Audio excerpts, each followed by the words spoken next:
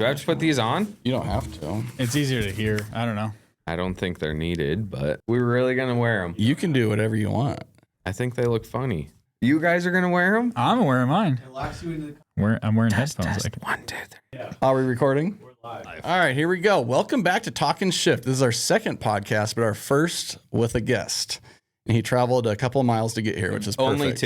Only two. not bad. Joey Heichel, Beater Bomb, welcome to Talkin Shift. Awesome to be here. It's awesome. And the reason we asked you to be our first guest is for multiple reasons. First of all, it's convenient. We don't have to fly you in. Very, very convenient. Also, I think you're our longest running feature on the channel. Like Yes. 15 years? Long time. 13 years? I lost like that? track. It probably is somewhere. No, it's got to be longer than 15 years. Well, maybe that you had a video, but My name, your name on my phone, you know what it is? V8 Tiger. Joey V8 Tiger. Oh, You yeah. Remember when I put that on my phone? No. It was at Throwback. Rush Street. Was it? The car show. Oh, yeah. I wish And they still had that. I know. It's an Omaha thing. But yeah, I think, well, I'm 34 now, so I think it's probably been more than 15 years, honestly. That's probably, crazy. I mean, because I've been out around Omaha as soon as I got my Mustang, so. You've been a big part of the Omaha car scene for a very long time. For sure, I've tried to, do racing things a long time. I don't know why, but I did. I remember being like a senior in high school, maybe just in college, and there was a 16-year-old punk kid, 15-year-old punk kid that would show up in a gray drop top Fox body on Abbott Drive and just take people's money. Yeah. I hadn't met you for years after that, but I remember the drop top and just like it just come out and clean up every night. Yeah, it was, I don't know, from deep down, from a young age, I just wanted to be fast. And, just always tried to make my car faster. And that's how we got to be where we're at.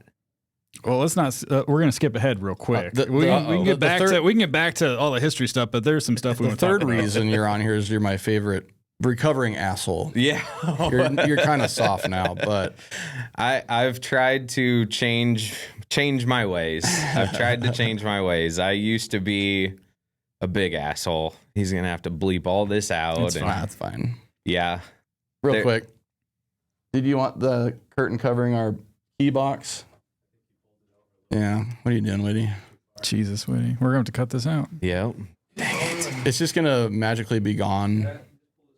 Poof. There we go. The only thing that matters in the shot is that corner. Nothing over in that corner. We got it all covered. Sorry, these two corners. Yeah. All right. Cool. What do you think about our podcast setup? Our wall? Very cool. Very cool. Very large. And the picture is very clear Yes. for people looking through the video. Shout out to Whitty. Yeah. And we're very proud of this moment. Did a professional take that? He's paid for it. I guess he's considered a professional. Yeah, professionals are paid. Yep. Yeah. We're very lucky to have Scott Whitty on our team, one of the best Absolutely. photographers in the world. Mm-hmm. Amazing. But that was a special moment, and you were racing in this race, and this moment's from the front wheel drive shootout that PFI Speed sponsors. Mm-hmm. And it would be cool to have Ryan Mitchell and you in the lanes, but this was the moment that we captured. That was one of my favorites from the race. Well, your hired guns didn't make it past second round. That is my goal when we're trying to find people for ice cream crews is who can take out Joey. I know. I don't know. I've been trying pretty hard. Maybe next year. Some of the people that were favored, they just bailed on me a few days before the race. Every year, small tire racers, a bunch of crybabies. I know. Well, next year when you pay $100,000, there'll be some heavy. Oh, are hitters. you sponsoring the class? Yes. Oh, it's official. You're gonna sponsor. Oh no, $100,000 we're on camera. I forgot. Darn it. We're we recording. rolling? That was a legal document. Oh boy. Yeah. Well, $100,000. $10. Oh, Mexican pesos. Yes. No, the Ice Cream Cruise is an awesome race. I've only missed the one time that I was in Vegas for the Street Outlaws filming when it was super hot. That's right. Yeah. And like it was just, it was 100 some degrees. It was hot that year. A lot of people were having struggle with the heat. I was having trouble with the heat. It's the reason we moved it to September. I think that was the next year is when you did it to September. Yep. So Yeah, it's worked out great. I mean, look at all the fans that showed up. It's an awesome event to our local racetrack. Oh yeah. You know, exactly. I think that's the most people we ever had at the track was this photo right here. Yeah, Literally ever. I totally believe it. So, hot topic right now. In just a few weeks, we're gonna have Cleetus's all-wheel drive, rear-wheel drive shootout. Yes. Big topic. Honestly, almost bigger than Pro Mods racing. I mean, Almost. a lot of Cooler to people me, at talking. least. Yeah. Yeah. It's Garrett got a hold of me. He got a hold of me last year about doing. It was when they did the all-wheel drive shootout, whenever that was. Maybe it was October sometime in 2024, and they, supposedly some rear-wheel drive cars were talking smack on the internet after they had done that race.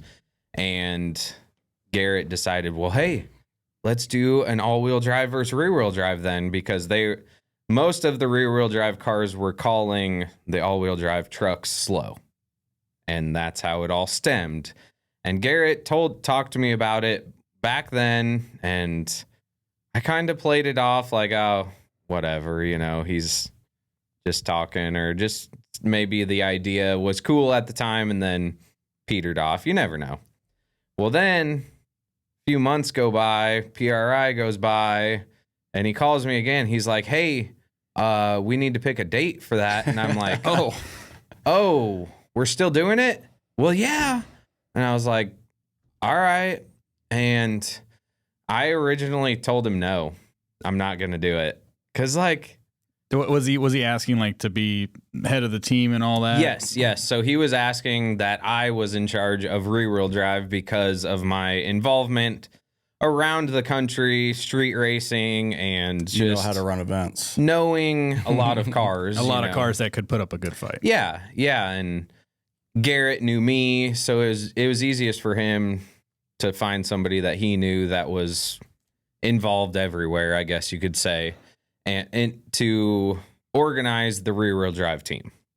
The other guy, Manuel, is in charge of the all-wheel drive team, which owns Midnight Performance. Mm-hmm.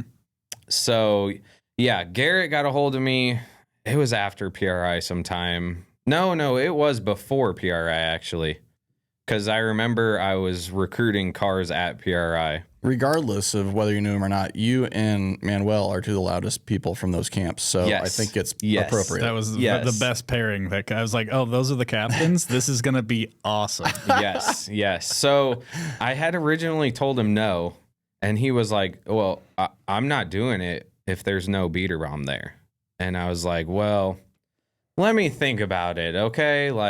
You're putting a lot. I had just pawned it off we ain't doing it. And I just went on about my life.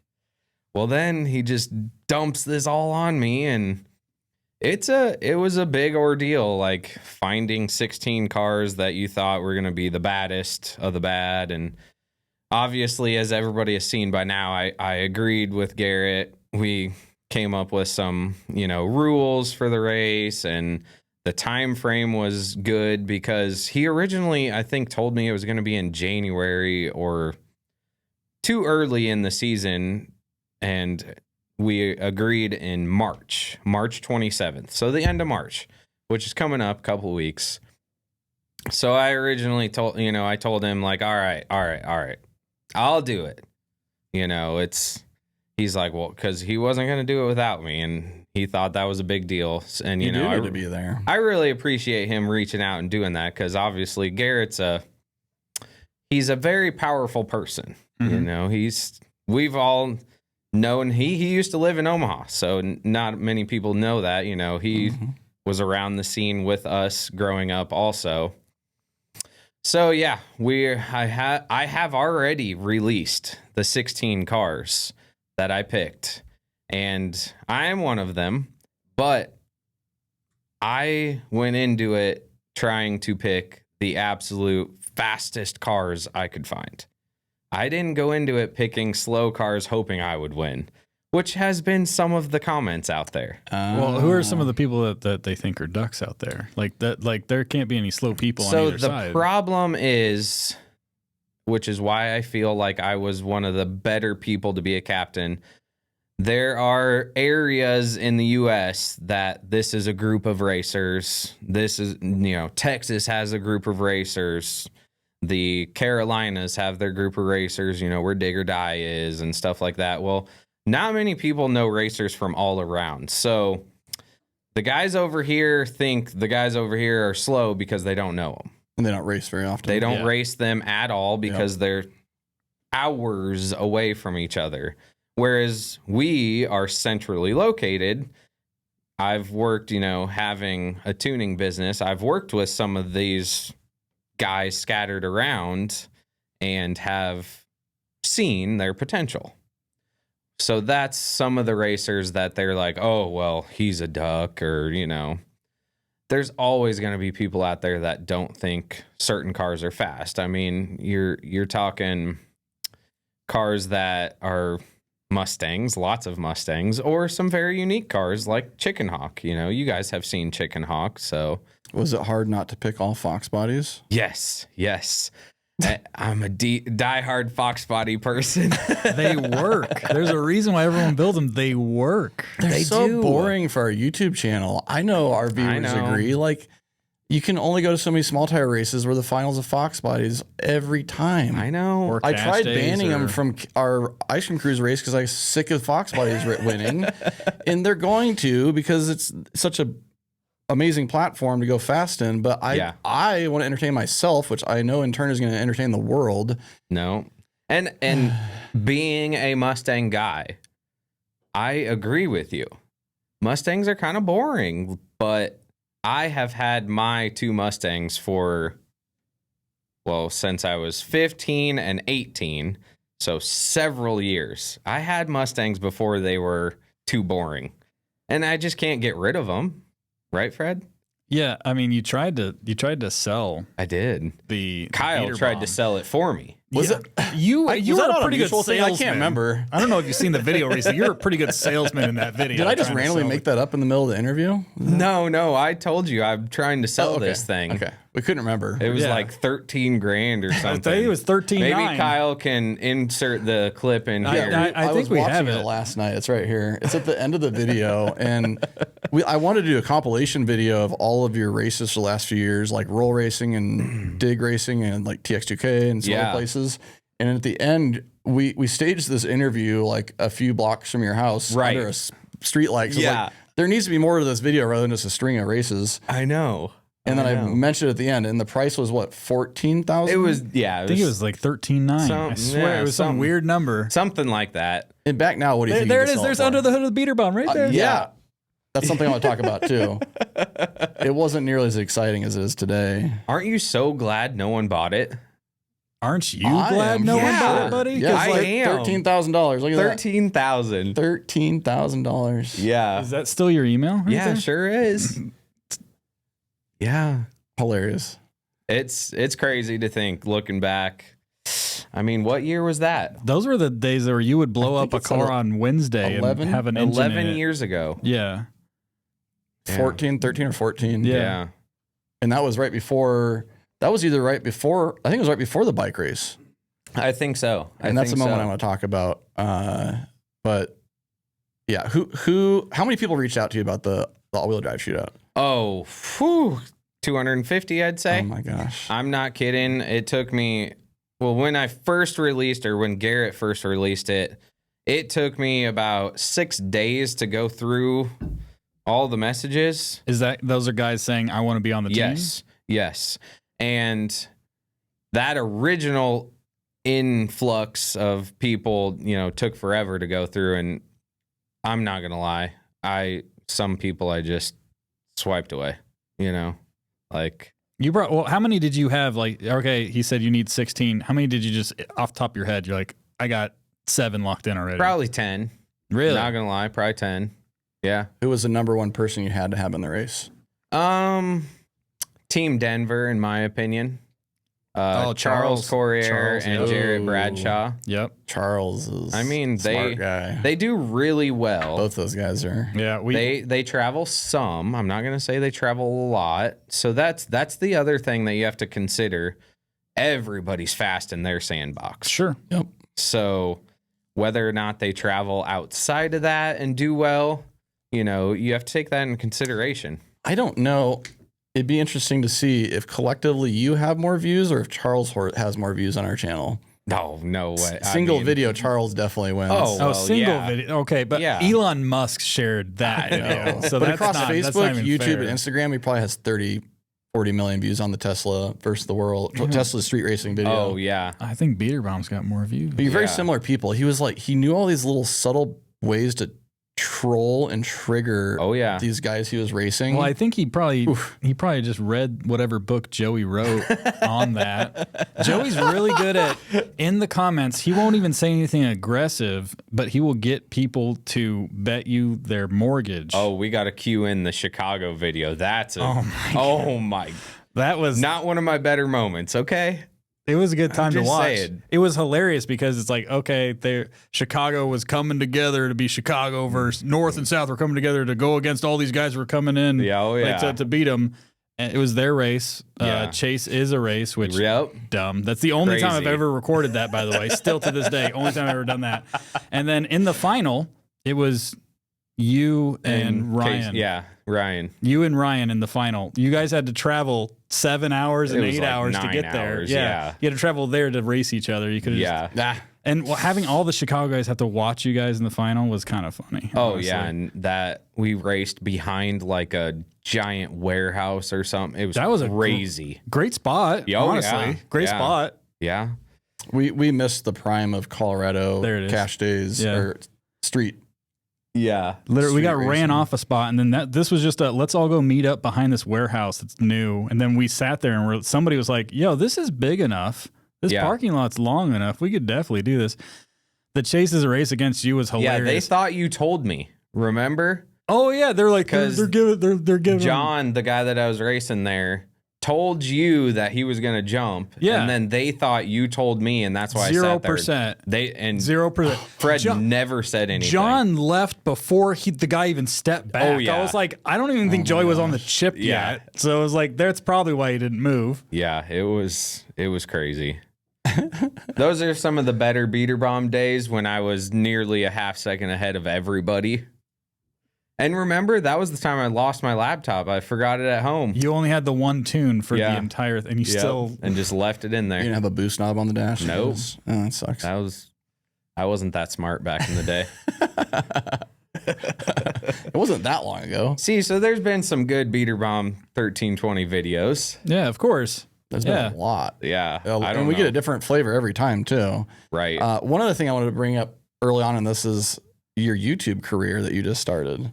Yeah, I wouldn't call it a career, but my adventure, I guess you could say. I mean, part of this, stems from being bored in the wintertime.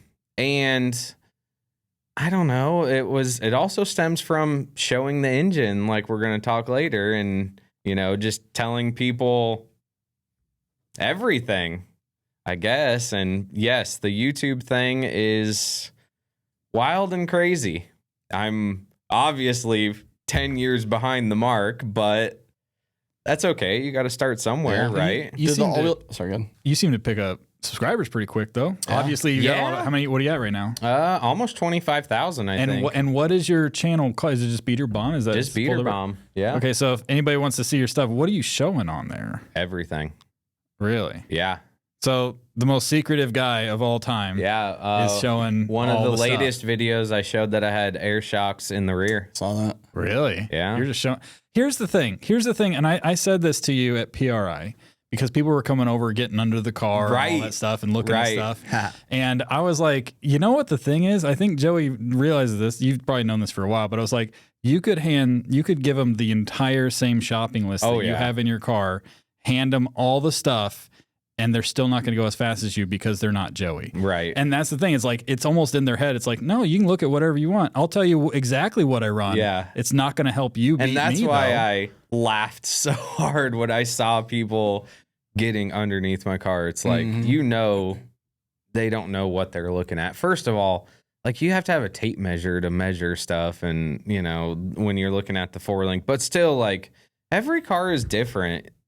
You can't just go out there and think, oh, because he's got this set up like this, that's going to work on my car. What about that guy that had half his body under the car? Yeah, Fred. That was so great because nobody knew. So if somebody got so mad on Facebook. If somebody wants to go back to that post, it was hilarious. I was like, Joey, I'm just going to get under, because I'd seen you post them throughout the day. Yes. So I was like, I'm going to get under the car really far. Right. And then you take a photo. Like all the way under there. Dude, I was checking your shock settings, brother. You just showed me the picture. I'm like, who the hell was that? He's like, that's me. I was like, oh my God, post that right now. Yeah, the internet went wild. That's for sure. But that's just like an example. Like we had never. The only time I had seen under the hood of Beater Bomb was when shit went bad. Before you actually showed us the setup was when you got the front end done, and I saw under the hood and there was no engine. I was like, oh, it just runs on hopes and dreams. Okay, it works. Yeah. I've had a few moments where I've seen it. Right. Do you remember the time I ran up really fast to film it? I had my camera backwards just to troll you. Oh, God. I was probably so pissed. Well, because stuff's going wrong, and then you two are over there antagonizing me. And if the hood's off at a race, right, it's because something's wrong. Or there's Fred. He's about 100 yards away.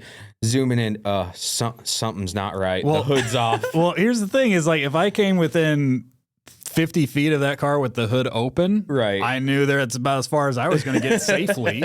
So I would just be like, if I saw you with the hood, I'd zoom in and be like, something's going on with the Beater. I was like, but it was almost like a thing where I didn't want to see under the hood of it because it would ruin. It would be like finding out Santa Claus doesn't exist. Right. So it's like I didn't want to see it. Because then I just know, even if I just looked at LS with turbos here, it's like I just like not knowing. Then it's not fun anymore. And then you showed us and then you showed us Texas the big days. block of the cast days, and I was like, I feel so weird about it. Like, I was just like, this isn't what you're supposed to see. I know. It just got to a thing where it was boring anymore, I guess. But it is a thing where it's like, you went from this ominous character that just had a Mustang with whatever to everyone knows pretty much everything. Yeah. Do you like it or do you regret it? No, I still leave minor details out of it. You know, like, sure, I showed people I have air shocks, which is pretty cool, but not everyone's going to go out there and put air shocks on their car and know what to do or when to use them and stuff like that. But in my YouTube channel, I ask those questions to the viewers like, oh, how would you use this? Like, you know, and get people thinking. And it's different showing people everything. Do you feel like you're teaching people things? I try to. I mean, that was the other reason why I started the Beater Bomb tuning and support too, it got old. I know this is going to be an asshole thing to say, but it got old being the fastest car most places I went to. Anything can become mundane doing the same thing. You got to find different ways to excite yourself. Yeah, so I felt like, you know, it's a lot more fun seeing you go out there and improve time and time again. You know, that's kind of cool to me too. So with the tuning and support, what exactly, like, would somebody come to you and like ask setup tips? Like, hey, I want to build a car that's going to do this. What are your thoughts on this setup? Or they have a car that's built, but it won't do what they want it to. Then they come to you. Both those things? Yeah. I have several customers that are, like you say, in the process of building a car. They want to do it right the first time. And so I offer a program consulting where I look over your race program or your car and see what parts you have now, what parts you want to buy or think you need to buy. Whether that's, hey, I ran a Power Glide all last year, should I switch to a Turbo 400 and stuff like that. So starting from the very beginning, basically, or, you know, I'm going to go buy a car. Should it has this, and this on it. You know, I help those customers answer the hard questions of what shocks do I need? what heads should I buy? What tires should I run? What tire pressure? Instead of somebody struggling through stuff for years and years and years, they can go to you and at least get a baseline. This is going to work. Exactly.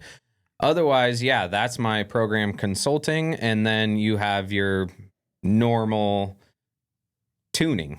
Like track support. Dyno. I didn't know you had a dyno. You had a dyno at your shop? No. Oh, I was a dyno support. Like where we go to the dyno. Oh, okay. I was like, damn, I didn't know you got fancy. So engine tuning or track side tuning. And then I do that remotely or in person. So do you charge, like, do you have a package for consulting to build a car, or do you charge by the hour? How do you do it? Yeah. So I keep it very, very simple. $500 for the program consulting. And that includes like what we talked about. And then after you implement those changes, you get back to me, and then we do it all over again. Dang. So, I mean, it's kind of... That's really reasonable. It actually sounds like great it's kind of like, you know, it's not a one and done thing, I guess. I'm not sure what the word I'm looking for is, but it's a continued... You progress. Yeah. Everyone's got phases. I got really tired of people asking me questions constantly to where... Now I can say, hey, you know, I can answer all of your questions, but for a small fee. I would ask you if that's uncomfortable, but you're an asshole. So no, it's not. Okay. Not at all. Cool. It'd be uncomfortable for me. But building the unicorn, for example, like as I was trying to figure out, I knew what I wanted, and I knew I wanted to be pretty quick at what I did and be competitive, but I didn't have one particular, like Chad helped me a lot with piecing things together, but he never built a stick shift car that fast before. So I had to ask like 8 different people what I should do and then figure it out myself. Yeah, and you're the fastest in the game almost, usually sometimes. So like what a great person to ask. I try, and that I've had several years of learning, you know, whether I'm breaking parts that didn't work or trying new things or, you know, whatever. And so I just decided, you know, it's time to get out there. That I think it's been about 2 years now that I've been doing that. So once again, another thing that started in the winter time. You get bored and not to be the racing. fastest in the game, you have to have a lot of failures. Oh yeah, and that's something we were talking about before this. Another tie-in. I have so many more questions about YouTube, but you were talking about how like it's sometimes painful to show your failures because like you have this perception of what people think of you. Yep. And there is a lot of failures. You spend 4 hours at the track just to make a half of a tenth difference in your ET. Yep. And you work backwards before you work forward, right? Yep. We were talking about my next video that's going to come out was my first time out there, or the first time this season out there testing. I went and tested yesterday, and it was a horrible day. But hopefully, you know, I videoed a lot of it, and people are going to be able to see, like, hey, it's not all just sweet smelling roses every time. This guy doesn't go out there and just win. Yeah, there is lots of hardship, you know, to get there. It's a tough road to get to the top, and staying on top. You always got to try to do better, even though you think you're fast. There's always somebody out there faster. I've said that a million times. It's just, you know, you gotta continue to do good and try new things and improve, and it hopefully the viewers out there will be able to see and relate to what I'm trying to show them, and maybe that'll help the YouTube channel grow. My favorite part about it is you give an inside look into your life, and people know you from our videos or other people's videos or little clips that you put online, but people don't know Joey. And so they all think I'm an asshole. Fred, am I an asshole? You're recovering asshole. Like 5 years ago, 3 years ago, way more of an asshole. Well, yes. Before I had kids, probably. I would say that softened you up a good bit. Well, that's because me and my kid, we watch YouTube, and if he sees me on there being an asshole, it's not a good look. So you limited his history for the last 2 years instead of 15. Yes. Okay, gotcha. Yes. So yeah, he, you know, kids are a big deal of everybody's life, you know. Right. So was safety Did that get stepped up quite a bit when you had kids on the beater bomb? No, I had my kids before. It basically was when Joe wrecked. We did the whole cage makeover thing, but I had Reed, my first kid, before that. Okay. I thought you got a Hans device right about when Reed was born. Yeah, probably. Yeah. I mean, I've always been a firm believer in safety. Right. Now, if we had Jim, the old track manager from Rolling Thunder days in here, he'd tell you different because I was a young kid that went out there and broke the rules a lot. But I've learned to be much better. And so right now I feel like I am at the top of what I can do safely. An SFI 20 suit, hair thing, face mask thing, and, certified helmet, obviously. One big thing that I believe is the biggest thing to be safe is radios. Nothing can, attest to having a radio when mass chaos is going on, even at a street race. Communication is the biggest thing. And you're just hearing Sean talk to you when you're like he could say up, anything. No, well, or the other guy's on fire at the end of the track. Something happened. I was at Ozark racing, and there was cars had started backing up to the you're on the return road. They were all the way backed up to the racetrack, and I was stopped on the racetrack. Oh, wow. And I was able to tell Sean, hey, don't send any more cars. We are on the racetrack. And if anyone's familiar with Ozark, it's a big downhill, so the track officials can't see that. And it's a sketchy shutdown. It's bumpy and short. But if we didn't have radios, they would have just kept sending cars, and if somebody had a problem, they would have hit us. So, I mean, I never thought of radios as safety equipment, but that's genius. Oh, or you're on fire. Yeah. One time there was oil on the track, and I was able to tell Sean, like, hey, I ran into something crazy. They need to go out there and check it. Just stuff like that. I mean, a lot of people don't think of radios like that. They just think of it like, oh, that's a pro mod team out there, but really they're a huge safety item too. And I that is at the top of my list of I'm glad I have, because not everybody's glad they got to wear a SFI suit, Especially when it's hot out. You got a 20-layer suit on. Oh my gosh. Yeah. So no, if I could give any advice to anybody out there, radios are the biggest item. What do you use? Rugged radios, or what do you use? I'm not sure what brand we have, but all of us, Darcy and Justin and we all have the same radio. So Sean doesn't have to change his radio. Oh, nice. So he can literally talk to all of us when we're at a race, and he doesn't have. Oh, that's cool. Not just you. Correct. Yeah. Yeah. We're all on the same channel. And even my oldest kid, Reed, he has his own radio now too. Put your visor down, he always tells me. Good. So yeah, he helps me be safe too. When I've got friends just getting into fast cars, the number 1 and 2, I tell them is a battery cutoff and fire suppression. Yes. Because of my experience with the Unicorn. No, absolutely. I was stupid, and I just wanted to go testing before we got all that stuff on the car. And because we were getting ready for the Cleetus race, Cleetus versus Leroy Ice Cream Cruise, and this was like actually, no, this is after Ice Cream Cruise, so that was not even an excuse. But Brian Smith actually was like, you don't have a fire jacket? I'm like, no. He's like, well, use mine. And that was the pass. Oh, wow. Literally right before I got in the car. And it was like spraying fuel out of an injector. We found a leaky O-ring. So we put a new one in there, put it in. It didn't seat properly, so it was bulged out and was misting fuel. But when the car, it was on fire from the start on the two-step all the way down the track. I saw the fire when I turned off the track. The car died. And so the ignition, the key's on, the car died. And so the fire wouldn't go out. And I'm like, why is this still going? And then I noticed the dash lights are on. So I ran in there and shut the key off. Yeah. The track guys had already looked at the back bumper to see if there was a battery cutoff, and there wasn't. Oh. So it would have shut the fire. I would have had way less damage if they had flipped the switch. It would have shut the fuel pump off. And if I had a fire suppression, they probably wouldn't. Oh boy. Yeah. Great. Yeah, love look at reliving it. this moment. Yeah, you're on fire. Right That was like there. an $8,000 rebuild. Oh yeah, Maybe more. I don't remember. Fire is one of the worst things you can deal with in a car, anything. yeah. I remember being at the starting line, and I was like, "Oh shit!" You're probably filming this. I was Matt. Matt was right there on the starting line. Let's go, and we ran and got on the golf cart and went down there as fast as we could.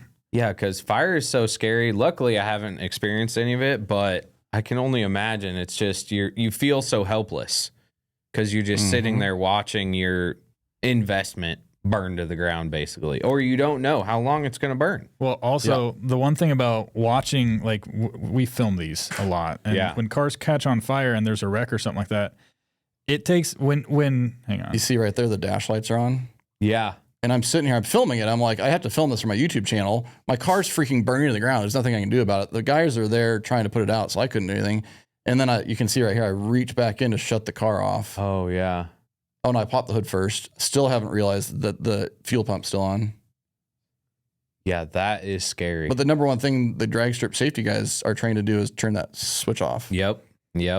One of the most notable 1320 video fires that I can remember is I don't know if he called it Dirty 30, but Nick's car flips. Dirty 30. Yep. That fire was scary. And We then you talked see about that in our previous podcast. and then you see Nick like tumble on out of there. Yep. Oh, So the scariest thing for us when we're filming, it's like when wrecks happen, it's like you want them to get out of the car like, quickly. yeah. When a wreck happens and a fire starts, every second takes like 10 minutes. Yeah. I can't remember, it was at one of Duck's races and a car caught on fire with Stevie Fast. upside down. Yeah, Stevie Fast was upside down. Yeah. It took him so long to get out of the car. It's like, get out of the car. Please get out of there. Please get out of the car. Because at that point, you feel like you're filming somebody die. And then Right? he ran into the And then he pushed the EMS lady that pushed her. lady. That lady, She wasn't old, but that lady on Sick Week actually yelled at me because we put that in our video. She's Yeah. like, "You guys put that in your video?" I was like, "Yeah, it's hilarious." I don't know what she wants to do.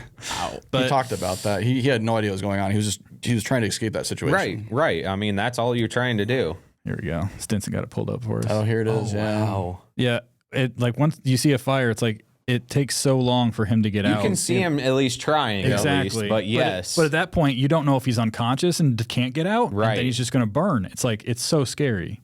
yeah. But we've seen a lot of wrecks over the last few years, Oh, yeah. and there's been plenty where I'm like, that person's for sure not getting out of that car on their own. Yeah. And then they just walk out casually. Nothing wrong with them. I'm like, These cages and chassis are built are so you well. serious? The street race just a few weeks ago. We just released the Arizona Cash Days. Did you see that I by watched chance? it. I did. That guy raced with us in Vegas too. He said he'd wrecked that car 3 times prior. Yeah. It's Matt, I think was his name. Tumbled end over end. Yeah, I'm out. Yeah. And at least it was a full chassis. Right. It wasn't just like front, half, back. It's something. And then full he chassis. was just walking around like normal. He had to have hurt inside though. He went to the hospital. Because we're like, you could have internal stuff. yeah, Go to the hospital. The thing He that got talked checked him out. into it was they reminded him that of his buddy that wrecked in Vegas. Yeah, Yeah. yeah, That's- that didn't go to the hospital soon enough. Yeah. Pretty crazy. Yeah. Yeah. So Where were we at? We've been jumbling around. Yeah. I wanted to know more about your YouTube channel. Okay. What's your favorite part of it so far? Telling my story. Like, you know, I've been pretty vocal on Facebook, obviously, for a long time. Sure. You know, all of us are very social media people, but there's nothing like filming while you're doing stuff. And after editing a few videos, you'll notice like I'm not really talking to myself. I'm talking to the people on the camera, but you know, when I'm out there doing stuff and I enjoy explaining stuff to people because obviously, like we talked with the tuning stuff, I have to do that a lot. So I enjoy, you know, explaining how stuff works or why I use this part, stuff like that. I mean, it's during the winter, there's no racing that I've been doing. So I have had to show people how I'm getting ready for the Cleetus race and stuff like that.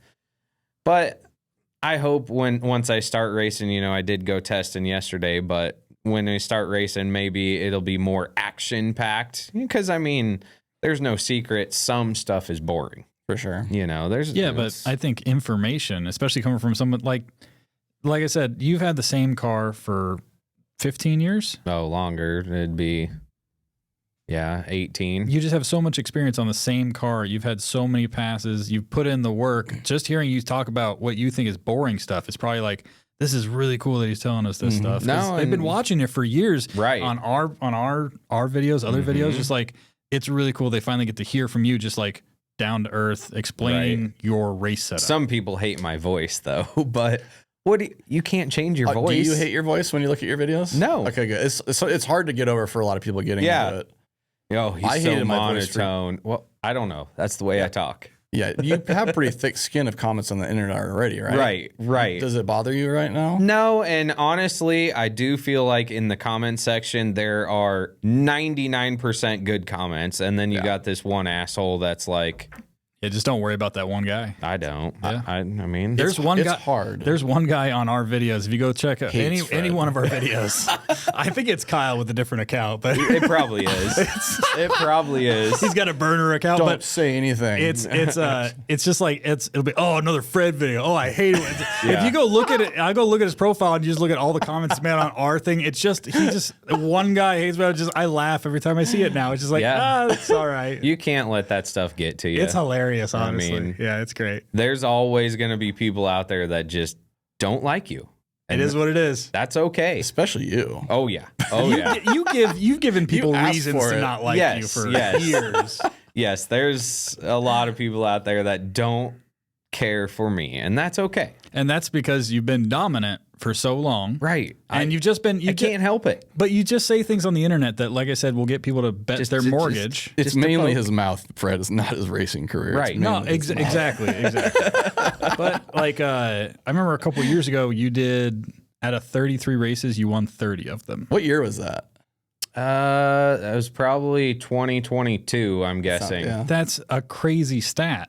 For someone that does small tire stuff, it's not like that's why. But I cherry picked all those races, Fred. Okay, you went to races you thought you'd be competitive at. So I get your program. You go to races you think you can win. Well, any race that has small tire in it, that's basically me. Yeah, that you can basically win any of those races. It's not like I'm cherry picking down to True Street or anything dumb like that. Yeah, there are some pretty loose rules when it comes to some, but you're not doing that. Nope. Small tire. It's like anybody else can get a big block and twin turbos, and a lot of them do as well. Right. Explain the process of cherry picking a race. What goes through your head? I don't know. I don't cherry pick races, Kyle. That's what he's saying, Kyle. Jeez. If you see that, like the races Ryan Mitchell and Lance Knigge and Ice Cream Cruise, hey, I won that one.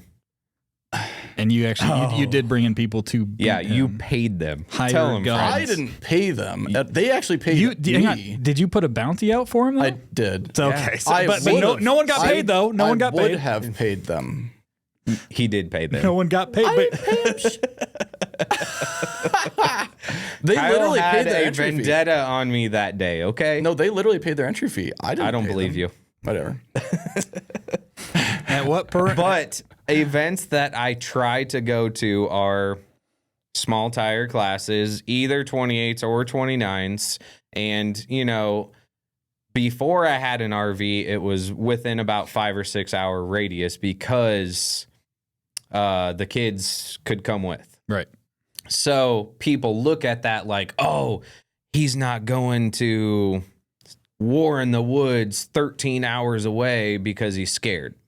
Well, first of all, I won War in the Woods the one time I went. So doesn't mean I got to go again. But people look at that like, oh, he's scared. He's scared from the fast guys. Well, why don't they come to Nebraska? Yeah. Kyle didn't pay him enough. Oh my gosh. All right.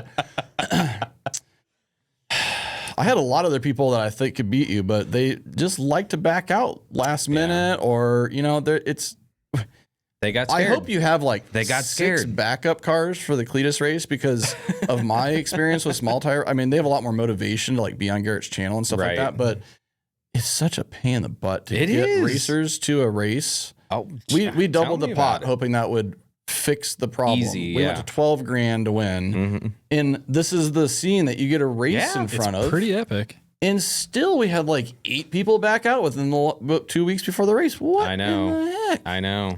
Some people break. That's whatever. It does happen. I just have one question. Yeah. Going back to the all-wheel drive versus rear-wheel drive, do you have any worries at all that they got anything for you guys? The all-wheel drive cars? Yeah.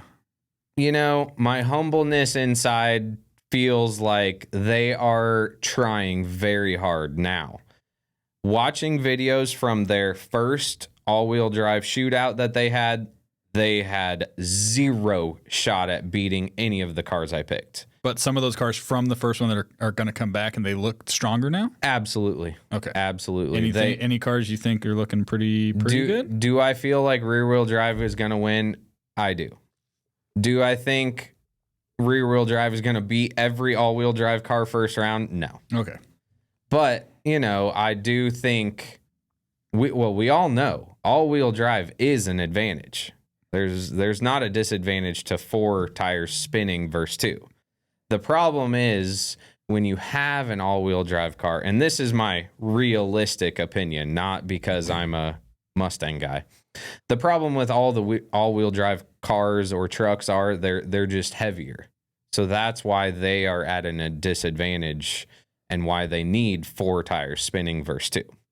So the only way that an all-wheel drive car is going to beat us is that if it's a lot lighter and has comparable power.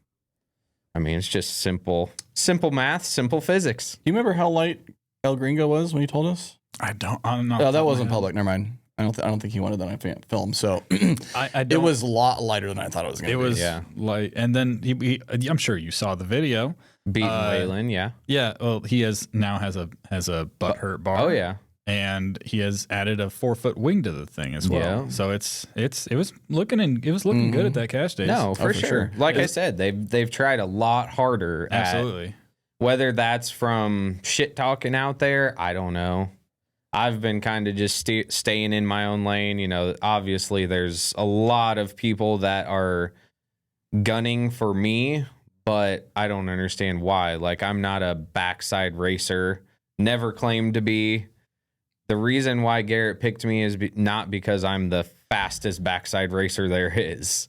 He just picked me because I'm a good face and I know a lot of the rear-wheel drive cars. Yeah, for sure. You're a natural choice for it. You know the U.S. So why they think they need to gun for me, don't know. Is there a call-out first round, or is there going to be... Call-outs are available, yes. Has anybody called you out yet? Lots of people. Are you going to accept a call-out? Are you going to accept any of them? I might. Okay. I feel like my testing yesterday, showed some promising results. I mean, first passes after 2.5 years of street racing or backside prep, whatever racing. Is that what they're doing down there at the shootout? Is backside prep? Backside, no liquid at all. Okay. So do you think he's going to take you to a complete virgin spot, or is he going to have some rubber down? I don't know. Honestly, I mean, it's tough to say.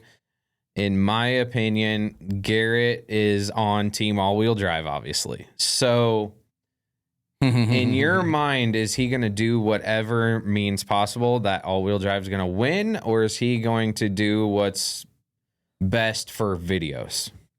I think there'll be a surprise for sure. Yeah, so. Yeah, either way. I mean, that's my opinion. Is there who's your favorite on the all-wheel drive team? We don't know who's on the all-wheel drive team, to be honest. Really? Yeah, Manuel has not released any lists. Well, I guarantee El Gringo's on that list. Oh, for sure. Yeah. For sure. How did the race go when Nathan almost smacked you with his wing or your wing? Yeah, he lost. I know he lost, but how close was that?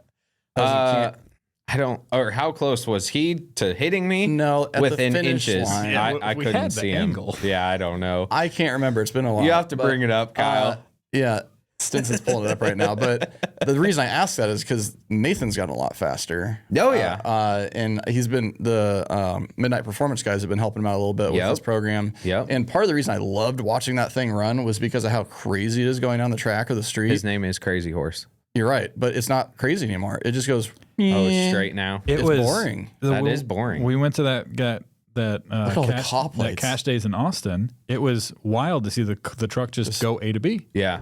And I was like, what'd you do? It's like a lot of hours of testing. Yeah. And change some stuff and this, that. I think that was in the middle of the video. It might be where that peak in traffic was at. It was the DFW Cash Days video. Yeah. It was cold as hell. That one that you're on, yeah. That was one of the first street races with the Butthurt bar, right? It was. That was no, I don't think it was the first. One of the first. Because I hadn't seen it in person yet. Oh, really? I don't think so. Here it is. Yeah, I definitely didn't have a lot of data on it. I'm very thankful for this smoke show. This view was insane. Oh my gosh. That is so scary to watch. Had been 3 inches, dude. Yeah. Wow, I think that was Fred's idea to put a camera on the GoPro on the Butthurt bar too. Yeah. That was a great angle. It's wild. One Yeah, of the that truck craziest does not moments. do that anymore. Does that not shot in blow our up like that. outro? Yeah, it is. Yeah, because that was like one of our favorite moments from that year. That is insane. But at Ice Cream Cruise too, like literally. Yeah. Yeah. And I knew a lot of torque. we picked the vehicles for Ice Cream Cruise to entertain the crowd. Absolutely. That's why I hate Fox bodies, because they're not entertaining. I know. I know. And he was he's always an entertainer. See, Kyle just admitted to paying him. When did I say that? Oh my gosh. You didn't even lose and you're upset. No, do you notice how calm he is and how you're raising? See, he's gotten in your head already. Pay for his VIP spot though. This is exactly and what you Fred's didn't. talking You snuck about. in there just like, I'm better. Yes, I'm gonna park right here. Asshole. Anyway. Okay. But yes, You guys- I do feel like the all-wheel drive team is gonna put up a fight. It's gonna be a great video. It's gonna be a great experience and a great race. We'll be no there. doubt about it. Yeah, we'll be I there. know. Yeah, I'm excited. I to know watch that this is in person. so awesome. And seeing these trucks race in Austin really amped us up. Yes. El Yes. Gringo was insane, and for them to race each other, it was really cool to see. Yeah. The problem is, I do not disagree at all with you guys that those couple trucks are fast. But what about the other 14 that he has to pick? Yeah, I mean, he did say that he's like they're probably bringing 7 or 8 from his camp alone. Midnight Performance. And this, I'm not saying they do copy paste with El Gringo, but they do have a lot of other trucks that can probably beat a lot of the other vehicle, the rear wheel drive. I don't know. It's not like. It's like they have El Gringo and they also have, and then you guys have you, and then I'm not that fast, Fred. Yeah, How many? Are there any cars that you think they might invite? stick For out? all-wheel drive? Yeah. The only one I can think of is Miles. The Integra. Okay. Yeah. That would be. He's not great in the 8th though. No. He really freight trains on the top end. Yeah. I mean, it's quick in the 8th. But I would imagine some GTRs. true. I would imagine. I mean, I don't know why that wasn't obvious. yeah. It's at the 4/10 delay though. That does suck. Oh yeah, the Or not transmissions 4/10. I don't know how much the delay is, but there is a Yes. delay when you let off the launch control. on those Yeah, things. unless they find some with real transmissions. I mean, and there are some There of those are out some there. of those. Yeah. I don't think George is heading down there. No. But I didn't get that. But there's a couple other ones that have like TH400s or glides. Yeah. Yeah. But would that be all-wheel drive then? I don't know. If it's got a transfer case Well, yeah. and it's yeah. locked in, it has to be all locked four in. power and wheels. Yeah. Okay, back to what we were talking about. Okay. What's your least favorite part of being a YouTuber? Having to set up the video and hit record. Having Like- to think about how to film it. Yes. Rather than just doing it. Right now, obviously starting out, I don't have a person that follows me around and films me. Like some Yep. channels out there. Obviously, Michelle has helped me film some things in the shop and in the bedroom. Jeez. That's an uncut channel. You know, Sean or whoever's around will help film. And so that's the most difficult thing is, oh, stop what you're doing right now, even though it's just natural to do, right? And then set up the camera and hit record or whatever. That's the hardest thing. That is absolutely the hardest thing. And filming things that go wrong. I said this in one of my videos that I am editing is that I didn't film some things because stuff was going wrong and no one was there to film it either. But that's the toughest thing is getting comfortable. Did you regret not filming it afterwards? Like, oh, that could have been, that could have been good content. Yeah. I think that's the thing that makes it so relatable when people watch a TV show, nothing ever goes wrong. Right. You watch like Overhaul and they redo this car in 7 days. Like, I bet it didn't go like that. Right. So like seeing somebody that's so much experience struggle with something, it's relatable. It's like, oh, even Beater Bomb struggled with this. It's like, I don't feel that bad. And it literally makes people feel better to watch somebody else have to go through struggles. Right. I'm just a normal guy like you guys. What's your biggest motivation to push through some of these just uncomfortable? Trying to tell a story.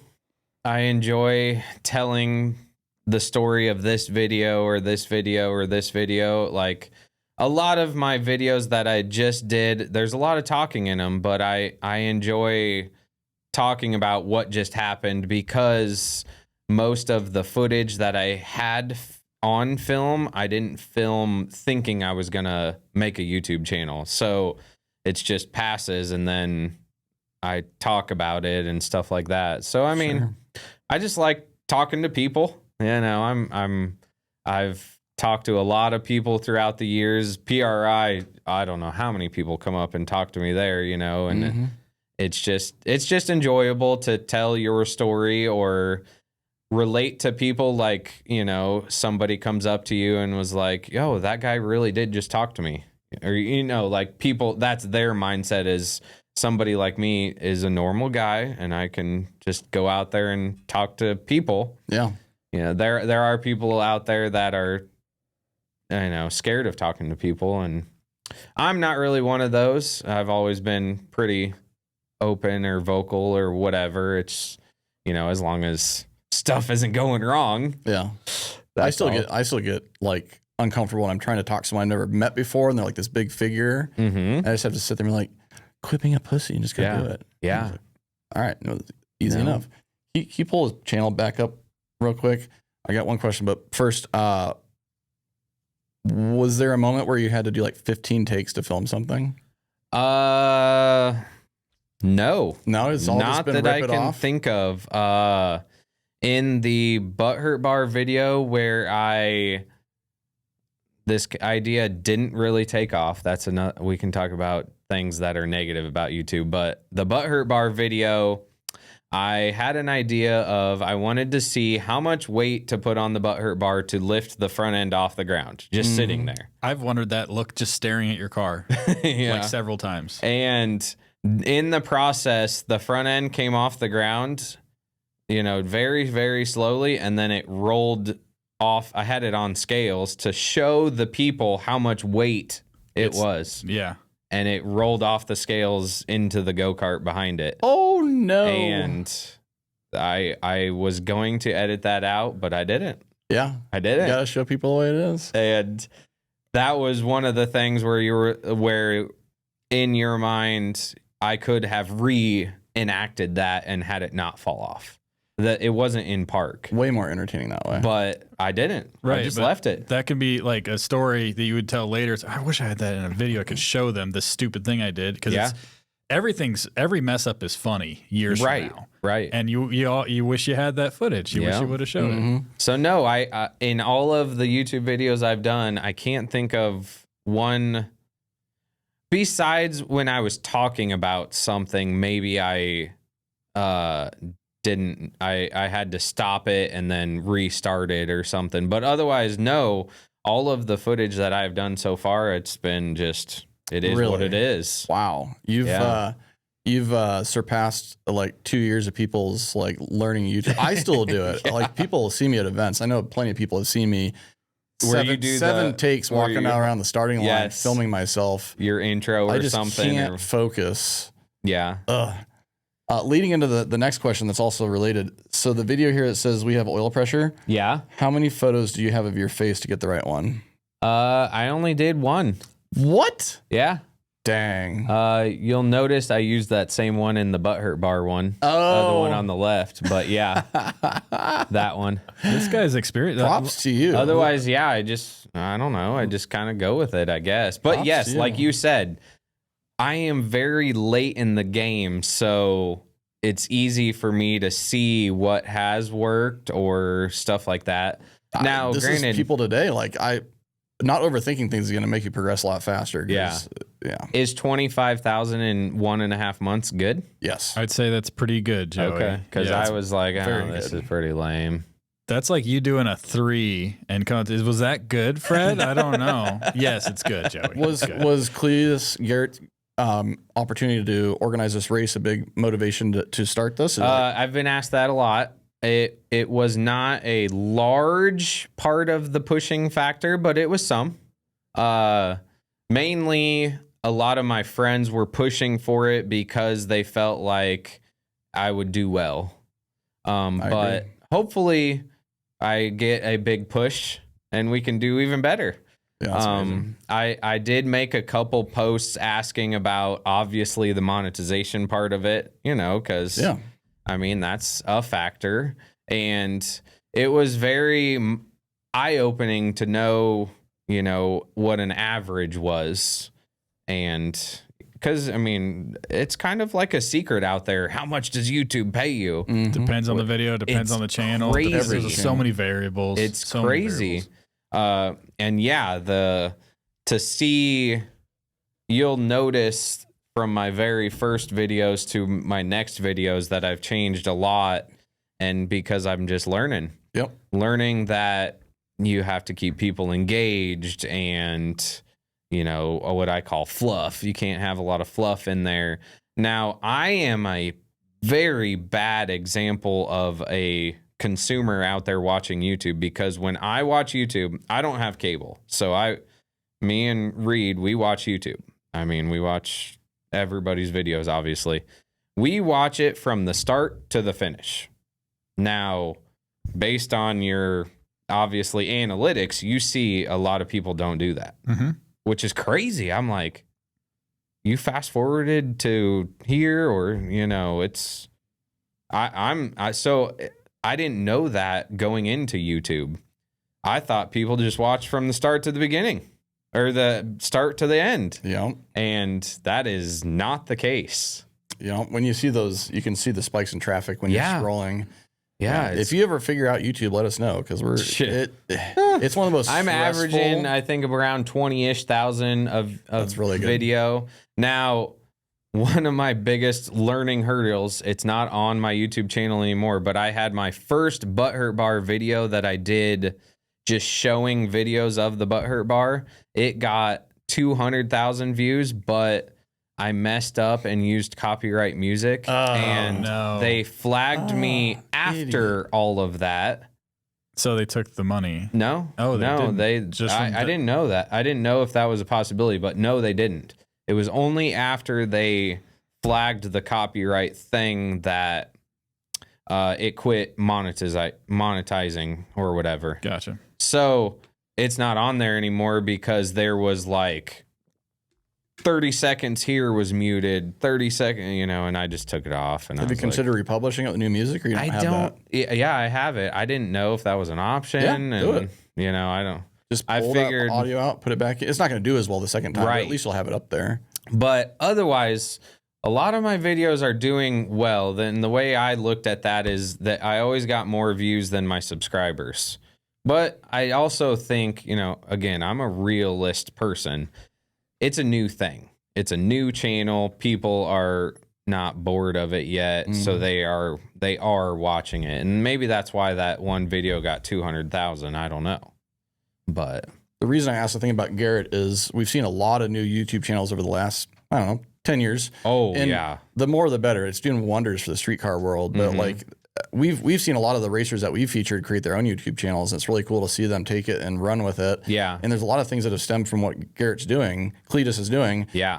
Including partnering with Victor on BMP. Right. And it's so cool to see the little kid in Victor come out in his YouTube videos. It's crazy. And see him run with it. And it's like it's re-sparked this passion in him. Yeah. His videos have a ton. They're like 400,000.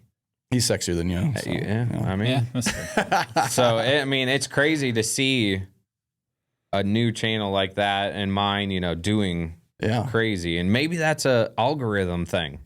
New channels get more. I don't know. Probably a lot of people that watch your videos get suggested. Yeah. Victor's videos get suggested, I'm sure. Similar stuff. Yeah, it's crazy. It's crazy. And I hope it continues to do well. I mean, I'm going to continue to film. I mean, so far it's doing good. It's not enough to quit my day job, but maybe I mean, I feel like I'm probably in a similar situation that Kyle was, 15 years ago. Had an excellent paying job and starting this new thing, and maybe someday it will. That'd be awesome. I obviously sell t-shirts. I'm working on another new design because I think that's I've sold a lot more starting a YouTube. So, and that is another thing I learned. I think Big Chief made a comment on one of my posts. He's like, YouTube isn't going to be your sole income. You are going to use YouTube to promote this thing, and it's going to be, this much money a month from here, this much, and collectively, then you can quit your job. It's organic marketing. You're not paying anything for it. One view isn't going to get you that much money. If that one view goes and buys your t-shirt, right, that's a lot. That's a lot more. Mm-hmm. So, speaking of your job, what do you do for a living? So I am an elevator constructor. Is that for like Did new you guys guess construction? That's what he did. Yeah. For new construction? Currently, I do new construction. So I've been doing it for about 12 years now. And I used to be a diesel mechanic at Ford, at the Ford dealership on 144th before this. That's right. And it got to the point where I didn't like working on cars for a living and then going home and working on cars. I mean, a lot of people say, don't have your hobby as your job, but then some people do your job as your hobby, So it's a slippery slope, but in that aspect of it, it was time for a change. I was young enough. I was 23 or whatever when I switched, and I was young enough that I didn't have a lot of bills that I could take an offset and pay and be okay. And Michelle at the time, my wife, she nannied for this family that the dad was in the elevator business, as we call it. We call it elevator business, Gotcha. It's got the ups and downs. Yeah. You got to wait for me to say the joke. So I'm so sorry. I'm so sorry. Waiting for it. I didn't know there was a setup to these elevator. But he was in the elevator business and mentioned like, hey, it's a union job, so the union recruits individuals, and then the elevator companies hire from the union pool to And so he's like, hey, they're going to do a new recruitment coming up. You should apply and see where you place, because you have to have an aptitude test, which is a basic knowledge test, and then an interview, and you get placed on a list. They place you, 1 through whatever. And when this company calls in, they start at number 1 and number 2 to get hired. So some people towards the bottom of the list never get hired. You can reapply and stuff. So either way, about 12 or 13 years ago, I switched from being a diesel mechanic to an elevator person. And weird career change. It's been great ever since, honestly. Anybody that can Google stuff knows the elevator trade is one of the highest paying trades out of all the trades. So it's been very well. The benefits package is outstanding. I don't pay for health care or anything, so my company pays for all that. So it'll be a really tough thing to leave if I ever do. And I've been with at first I was a shithead asshole. We know. And I had jumped from different company because you can get laid off. It's a real deal. I jumped from a couple different companies to the one I'm with now, and I've been with them for about 10 and a half years now, and I feel like I'm going to be with them for the rest of my life if I keep working. What's the tallest elevator you've worked on? 23 stories in Lincoln. It's called the Lead Building. It's right downtown. It's like 30 feet wide by 80 feet. It's very, very small. I think there's only 3 buildings in Lincoln that tall. So yes, it's right downtown on 12th and Q. Have you ever been stuck in an elevator? Oh yeah, in my own elevator that I built. Serious. Was it your fault? Yep. So, doing our when we build a new elevator, the state has to come out and witness doing all these safety test items and stuff to prove that it's safe, obviously. And one of those is you have to tell the elevator to go faster than it's intended, and the elevator has brakes, obviously. And the brakes trip and the elevator stops. Well, I didn't reset the parameter to go back to normal speed. I left it on that super high speed, and I got in the elevator and the brakes set again, and I was stuck in there. Oh, no. Yeah. Do you have to have someone outside the elevator to reset it? Yes. Oh. Yes. There is, like you've seen in all the movies, there is a hole in the roof to get out of the elevator in case you need to, but it's locked from the outside in, so you can't even open it from the inside. Why did they do that? Just so people don't open it. Okay. Yeah. Only elevator personnel that are helping assist can open it. So have you been stuck in one? No, but I do have a question for you as an elevator person, and I want you to answer it truthfully because it's bothered me for years.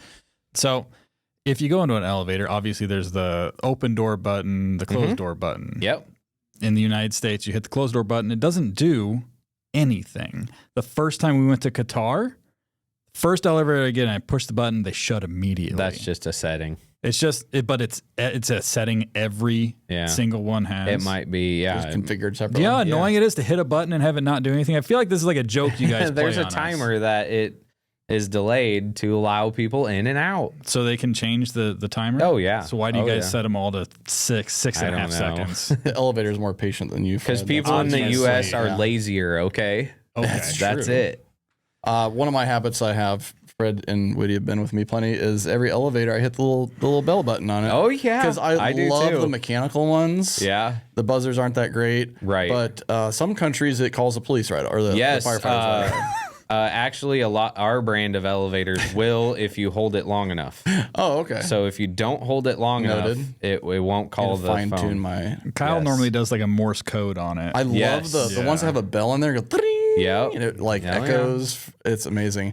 But I was stuck in an elevator in Lincoln, like 2:30 in the morning. Bars are getting out. Oh boy. It was like probably in a parking garage. Those are the worst. It was a 3-story parking garage. Yeah. And there were like 18 girls in there. Oh. Me and Matt and one other guy who had a Jimmy John sandwich that he had just gotten. And we were at like, least he wasn't going to be hungry. Oh. So we were talking. We were just talking. Everyone's like yelling, like loud because everyone's drunk. Oh yeah. And we were talking for like 3 minutes, and finally I'm like, "Hey, why are we still in here?" And the girl's like, "Oh my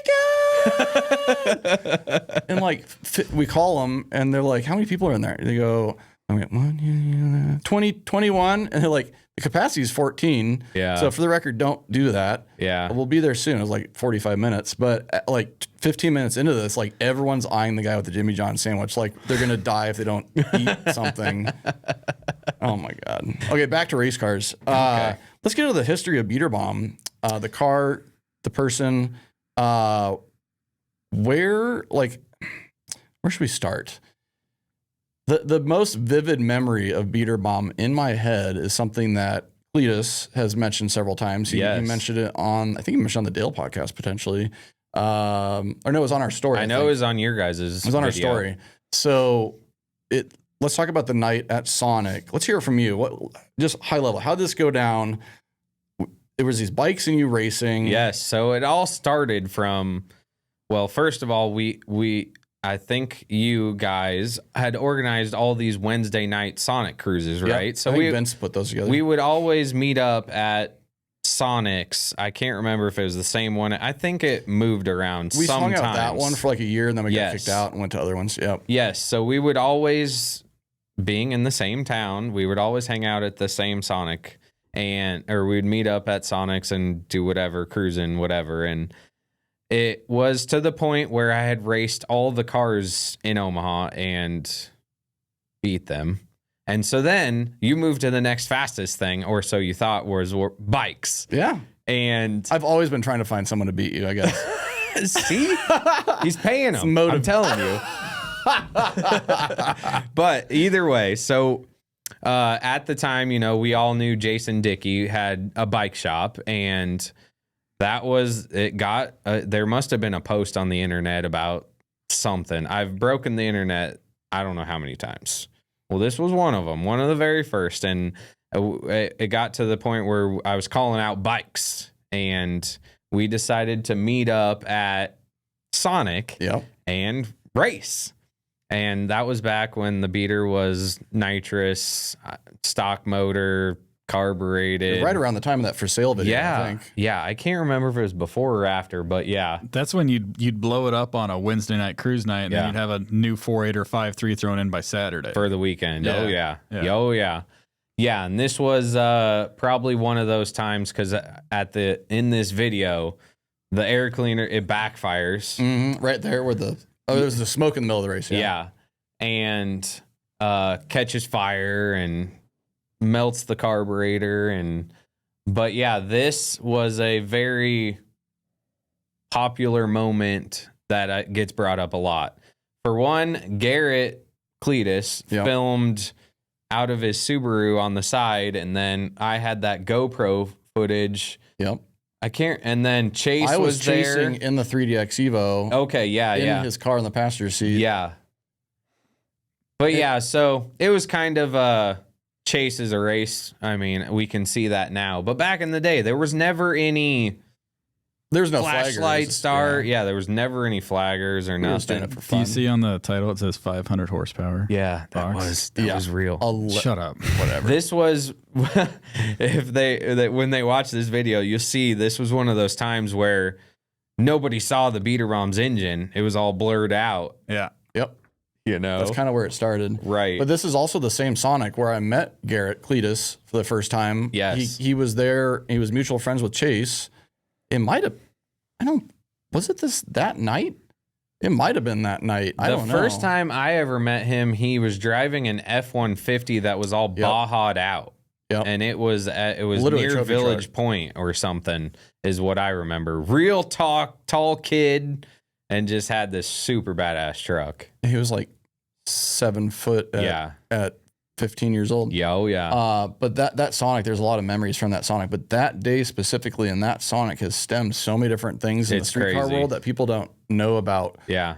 But that shot from Garrett across the median with the bikes and you are just like permanently ingrained in my head. Oh, yeah. And it gets brought up all the time. That's one of the most popular times when the Beater Bomb gets brought up is that video. Oh, racing those bikes down that road. It's so wild. I don't think people realize that you didn't buy a Fox body to LS swap it originally. That was your college daily with a 4-cylinder in it. Right. Is that right? Remember? Yeah. Is that right? I had my other Mustang, which was obviously souped up. That was a 5.0 supercharged deal? Yeah. Either 5.0. It was either turboed or supercharged at that time. I don't remember. But yeah, so I needed a car to drive to college to go to Ford Asset School in Milford to be a Ford diesel mechanic. And so, yeah, Milford is about, 80 miles away from here maybe. And I didn't want to be driving the drop top back and forth. So yeah, I bought it from, I can't remember the guy's name in Lincoln now. He had a red maroon Fox body that was pretty fast. Drew, I think, was his name around the Lincoln street scene. But he bought this car from a police auction and just had it. And I think I paid him $1,000 maybe. Wow. Yeah. And hold on. Stinson's going to have to edit this out. My phone's ringing. But so I think I bought it for about $1,000 and just drove the crap out of it. I'm talking, I towed jet skis. I remember seeing photos of that. 4-wheelers. Yeah. I even towed a car trailer with it one time. I'm not kidding. I towed everything. Where did the Beater Bomb name originate? What time frame? That was still when it was a 4-cylinder. And really? Oh, yeah. Oh, yeah. The stickers were on it when it was a 4-cylinder. Really? I did not know that. Yeah, it wasn't when I swapped it or nothing. It just, just like all great things come to you, just happened out of the blue. Like, oh, that's the beater. And then everybody knows beater with a heater, or, I'm going to go buy a beater. I mean, and then it just came out that that's the beater bomb. Dang. I thought it was like when you initially put an LS in it. I think you brought it out to a Wednesday Night Sonic thing. Probably. Oh, yeah. I mean, you swapped it and then you pulled it in and you were showing everybody, like, oh, that's really, at the time, not everybody was doing LS swap Fox bodies. It was, people were doing it, but it wasn't as big as it is now. Right. See, so you're admitting I've had a Fox body since before they were cool. Yeah, and I can't believe you're younger. They were never cool. I can't believe you're younger than me. Like, you've been in the cars for so long. It's when I tell people, oh, yeah, he's like 34. It's like, you mean 44? I was like, no. He's probably all this gray. You were probably 16 when I met you at Rush Street. Probably. And the V8 Tiger came from, you were driving your dad's car? Yep. You still have that thing, right? Not the same one. I have one. That's right. Sunbeam That's right. Tiger. Yep. Sunbeam Tiger V8. Yeah, we used to talk shit on any street scene. Yeah. And then it was Omaha Racing before that. That was back when forums were a thing. It's throwback. Yeah. Jeez. And you're not. Wow, you've been around that long. Any street scene was like 2003 time frame. Was it? 02, 03. What was Omaha Racing? It was before that. I'm sorry, Omaha Racing was. Yeah. Any street scene was after that because I think the thing got shut down or something. I don't remember. There was a lot of drama and whatever. Yeah. But now that we're talking about forums, the thing that really helped grow the Omaha street scene was we had a top 10 list. And I was in charge of that too. And we would just go out there and just race all the time. And, another big growing moment of us was the Ice Cream Cruise Cash Days. Oh my God. That was so much fun back in the day. I had that on my list of things to talk about because I learned all the different secrets of how to run a cash days. I mean, it's not secrets, but like I've been to a lot of cash days. I was like, I know how to run a cash days. Yep. We're going to do it exactly like this. And it was so smooth. Oh, yeah. No spectators. Nope. No trailers. No trailer cash days. Just racing. Yeah. No trailers. And that was probably a big moment of why I pursued to get faster and faster, because it's no secret I would get second place every time. Kansas City would come up, either Justin Keith in his Stain Killer would come up in his Camaro and just smoke all of us. Skinnies. Yeah, came up and beat you twice, and I was like, God, this sucks to watch. Yeah. Man. We were rooting for you, and I was like, that sucks. Well, he was. I'm a big Chevy guy. I'm just kidding. I was rooting for the home team. So I don't remember how many times we did the cash days, but it was a lot, and it seemed like I couldn't win one until I went turboed and just won them all after that. So it started as a 4-cylinder to go to college. You LS swapped it with a carburetor, did all that stuff. When did you decide to make the switch from nitrous to turbo? And what made you make that decision? I wanted to get faster. So back in the day when it was nitrous, nitrous technology, or I was a lot dumber. Maybe I won't blame nitrous technology, but you could only spray so much to a 5.3 liter engine. I mean, and it would just blow up all the time, whether or not that was because of me or just I was trying to go too fast or whatever. And I had went out of town to a race and the fuel pump died and motor went lean, hole right in the piston. And it was at that time where, along with what I was talking about, we would Kansas City and Omaha, we'd travel back and forth and have cash days. Well, I had met Brad Vasco at some of the Mustang F-body meets, because those were basically ice cream crews of Kansas City, I would say. Where they were big car shows with racing. And so I had met Brad Vasco at a couple of those when we traveled down to there, and he had talked about, hey, you ever want to do some fab work or a turbo kit, let me know. And they had actually built what was called the Better Bomb. Oh, yeah. It was him and Justin Calloway, which was a tuner in Kansas City, they had built a turbo Fox body just like mine, and they called it the Better Bomb. Same exact font and everything. It was pretty funny. I laughed about it. I mean, that's one of those things you can't get mad at people like that. That's just it's a compliment to you, honestly. Right. Just like with Gringo with the Butthurt bar. Yeah. Same thing. You don't get mad at them. The Vascos are amazing people. Yeah. I love them. And so it was where, all right, we're at a turning point in the road here. Motor's blown up. I want to go faster. Bought a turbo. Got all the parts needed, because the fuel pump had died. So I had to change the fuel system. And so it all made sense to where all the nitrous stuff's broke. Might as well go turbo. And so I got with Brad and, went down there and got the turbo kit installed and haven't looked back since. Now, I know you had a lot of iterations of the LS, whether it be big cube. I don't know how big did you go with the cubes? 427, pretty normal. That was the biggest you ever went? Yeah, blew it up 3 times in 1 year.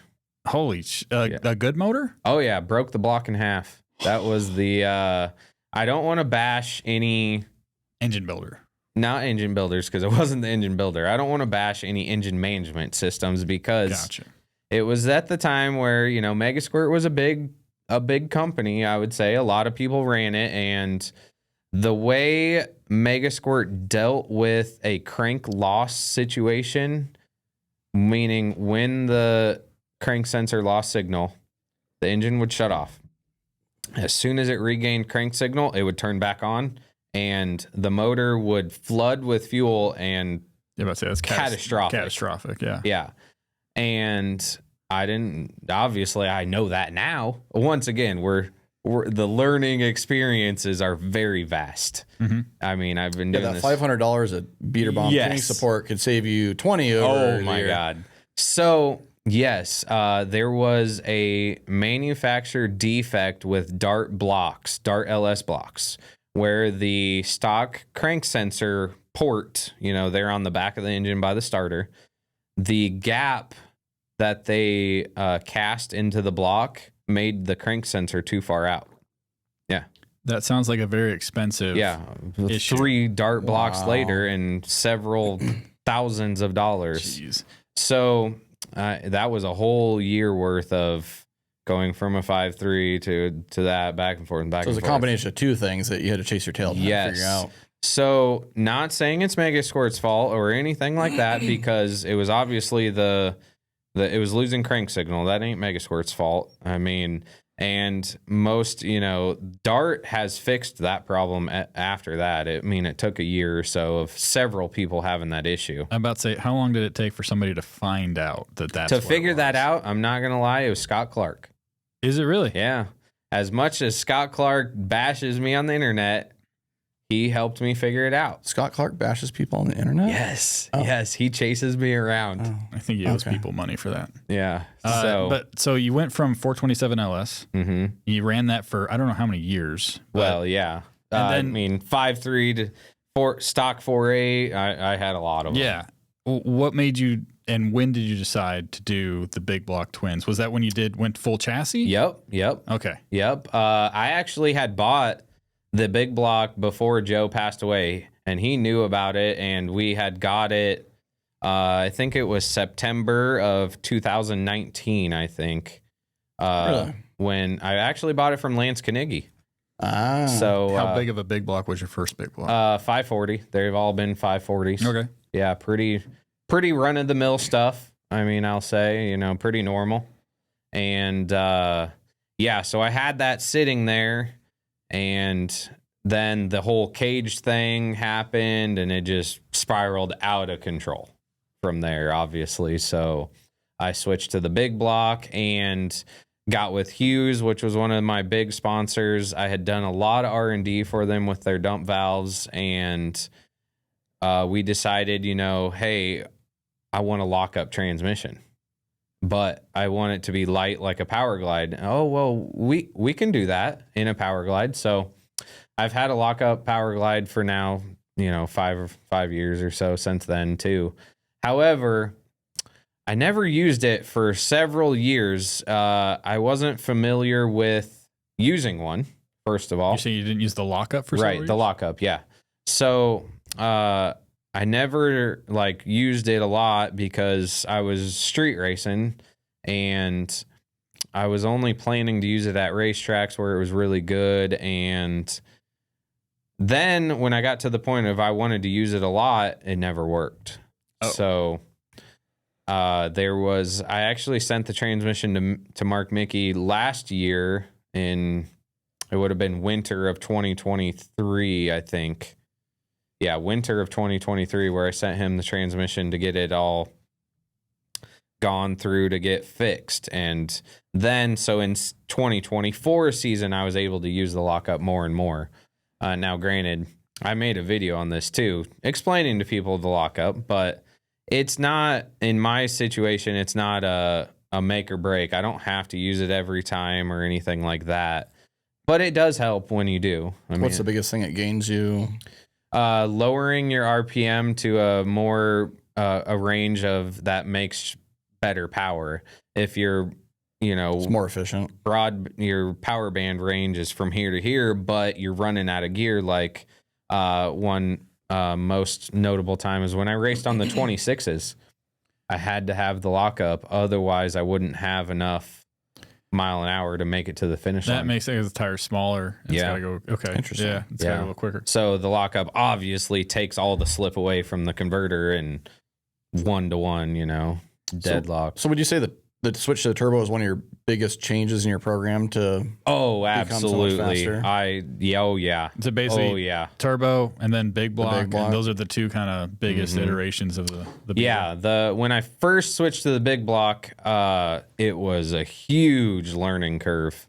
I didn't win hardly any races that year that I had just switched, but I changed a lot of stuff that year. That new chassis and all that kind of stuff. So there was major changes. The turbos were way out front, like when you guys saw them when I first released. That's where the turbos had always been. So they were way out there, and a big block is very heavy. I mean, compared to an LS, it's almost 200 pounds more weight. Plus, with a big block, you run usually 2 turbos, right? So you're adding that much more weight too. So overall, it's a lot heavier in the front. And as if you've seen, after I went to the big block a few years is when I started phasing street racing out. Yeah, we were going to ask about that. Yeah, a couple racers we know that have been really fast on the streets in the past have decided to stop doing street stuff. Is that because you're too fast? Is it safety? Is it just like you like being able to schedule this race? We know something like it's probably going to make it to the finals. Somebody's going to win. We're not split it. Like what was the decision making there? Definitely all of the above. Okay. I have no issues telling people like I don't like street race anymore. For one, like you guys in your latest video, the Arizona video, it's very dangerous. Not saying Matt is a bad driver or nothing. Anything can happen. And I don't want to risk that. I mean, we all know anything can happen at the racetrack too, right? For sure. But you have people there to help you immediately. Immediately, there's barriers. You're not going to run into a tree or nothing. Yeah. Aside from technology and cars have gotten so much faster, that is why I believe street racing has gotten so much more dangerous. Cars are faster. There's no doubt about it. We used to only film quarter-mile street races. Yeah. And I'm like, why does nobody want to race quarter-mile anymore? Back in the day, because they're going 200 miles an hour if we do it that way. Yeah, so otherwise, just street racing has gotten not for me. Yeah. For one, my car doesn't have coolant or water, so that is a street car. That too. Never claimed to have a street car, Fred. But my car does start with a key. Yeah, that's nice. But either way, street racing has gotten just crazier. Running from the cops has really ruined it. I'm not saying the cops are the problem because obviously we're doing something illegal. I don't want to blame cops or nothing because they're doing their job. Yeah. They have gotten smarter as well. Dude, we got busted by a drone last year. Yeah, I saw that video. Drone. I was like, this is a first. We were sitting there on the starting line, and it had been the like one in Kansas City, right? Minnesota. Minnesota. It had been like 5 or 10 minutes since anybody had raced. I was like, why is there a drone over there? There's nothing to film It's over the building. And at the same time, somebody asked pointed me, at us. Yeah, somebody asked me, it's like, does Kyle have the drone up? I was like, no, he took that thing down 5 minutes ago. And I looked at it, I was like, oh, that's weird. Yeah. And then We asked the other guy who was running the race that does media stuff, and I was like, it's time to get out of here. Yeah, and we had heard there was a cop pulled off in like a gas station not far away with a controller in his hand, like flying that thing around. Isn't that crazy? That's what I'm saying. Yeah. They've gotten smarter. Smart. Yeah, And and the only way you can get caught street racing, get a ticket or anything, is if they catch you physically racing your car with a video. Yeah, and if they can do that from the sky now, it's a lot scarier. Yeah. All right, I got to rein things back in. We're going to be about 2 hours. Okay. So we talked about the bikes, Sonic. Yes. What is your favorite moments with the beater bomb outside of that? Like the other two that are on your mind? Gosh, that's a tough question. Favorite wins? Not really. I get asked that a lot. I've got some favorite moments, but what is yours? I mean, putting the big block in is a pretty big moment. It allowed me to just go much faster, even from the start when I was learning the big block. I mean, going 150 plus on the street was very unheard of. And the first cash days out I went 155, like nothing. Just because it had so much power. Now, you knew you were going to be faster, but how long did it take you to get quicker than the LS with the big block? Oh, instantly. Really? Yeah. The weight was tough, obviously, but just having that raw power, just the LS, any small blocks can't keep up with the big block. Sure, there are some out there that are crazy, but most racers have a normal LS, and there's no way you're keeping up with a normal big block. I mean, I'm just flat out saying it. And how much power does the big block have now? I mean, usually we use about 2,000-ish on... But you have more on tap. Yeah. Yeah. Been almost 190, I'd say, a couple times. In the eighth? Yeah. Oh, yeah. Jeez. Yeah. Wow. Have you been almost 190 at I-29? No. Oh my The God. shutdown no. would not allow that. Put a ramp at the end, buddy. You Jesus. can see the corn at the end of the if you track. guys can, I don't know how much, I don't know where they cut Yes. this off, but there's not much out there. No. Nope. Not at I-29. I struggle a lot at the transition there. Yeah. I mean, our clocks were on at Ice Cream Cruise. Everybody could see. Yep. Right? Yeah, but you weren't giving it everything, Joey. No, I wasn't. I wasn't. You can't just sit there. They were on. I was like, yeah, okay, buddy. Fred knows me too well. When he says, yeah, he's going to give it about a 10th faster than the other guy, he knows me too well. So, no, it takes a good racetrack to do that, obviously, sure. but having horsepower on tap is going to allow you to do that too. Right. Let me ask you about one of my favorite moments. TX2K. Oh, yeah. Geez, I don't know how many nitrous bottles I went through there, and one of the funniest moments is carrying the mother bottle into the hotel and having it in the closet of the hotel room. Yeah. And having room service find it. Yeah, and it's like, it's flammable. It's like, it's not flammable. So for people that know what a mother bottle is, it's how many pounds of nitrous? 60-ish. 60, and it's like a 4.5 foot tall bottle. It's pretty tall. And we had it on the little bottle stand upside down, like you're supposed filling to. station, just going. But back then, like you would roll race on Sonic nights, you'd roll race anywhere, and you went down to TX2K and roll race, which is what they're known for. Yep. And there's lots of videos of you in that video where it was for sale. We'll put it in the description below so you guys can check it out. But lots of roll races on the highway, and then we're like, let's go do some dig racing. Yep. Do you remember the spot by the hospital? Oh yeah, That sketchy. wasn't a spot, by the way. No, It should never have been a spot. no, That was. no. Explain the spot real quick, one of you guys. Okay, it was. Do you remember how this was set up? Mm-mm. So, well, you were in the car, so you might not notice it, but we just decided.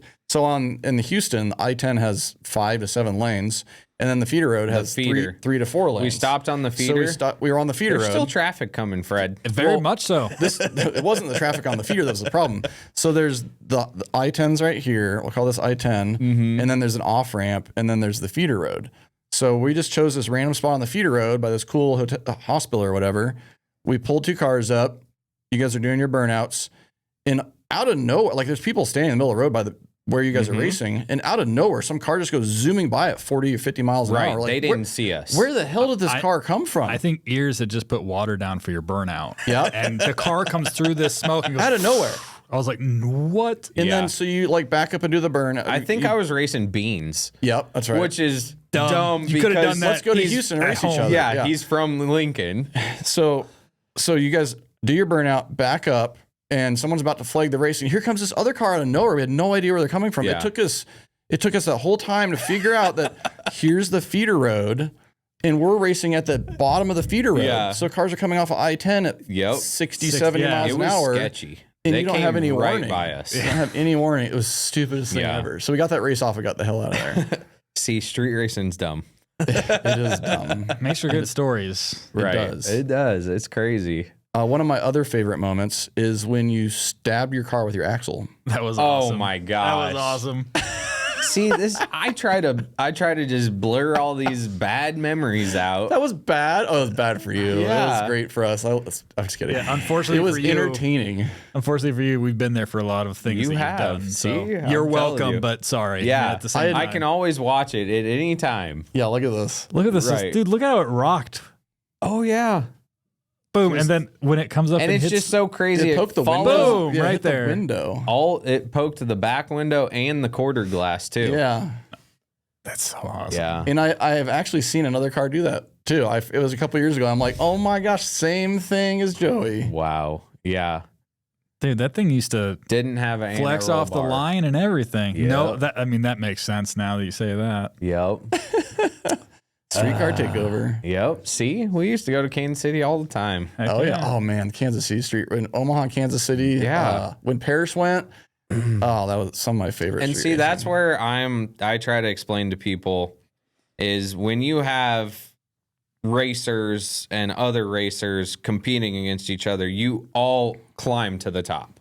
And maybe that's why Ryan is one of the faster cars in the country too, is because he was in close this competition. To keep he was pushing in the each other. same Yeah, time frame True. of coming to the cash days in Omaha and back and forth, and maybe that's what helped us all. But back then, Get faster. like 2003, 2005, 2007, it was just such a fun. Oh, absolutely. pure- no one's doing it seriously.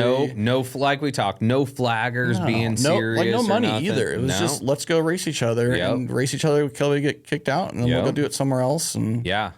It was a blast. It was a blast. Also, I think one of the key factors to you and Ryan specifically doing so well, you guys have run the same cars. Oh yeah. Now, a Yeah. bunch of iterations, both Right. full chassis and everything now, but when you run when you commit to the same car for that long, you have thousands of passes in that car. I know. You Also- say that a lot. No, but also it's like you just said you went testing, you had 10 bad passes yesterday. Yeah. Some people don't go testing 10 passes between, but like you did 10 passes yesterday. Some people don't do 10 passes between like races they go to. I know. So the fact that you put in so much work, you spend thousands of dollars on fuel when other Right. guys just like, nah, the car worked good last event. Right. But that's not good enough. And because Ryan's doing the same thing down in Oh yeah. KC. So yeah, we're like I said- actually going to test together in a couple weeks. up here. No, at down in Kansas City, I think. Okay.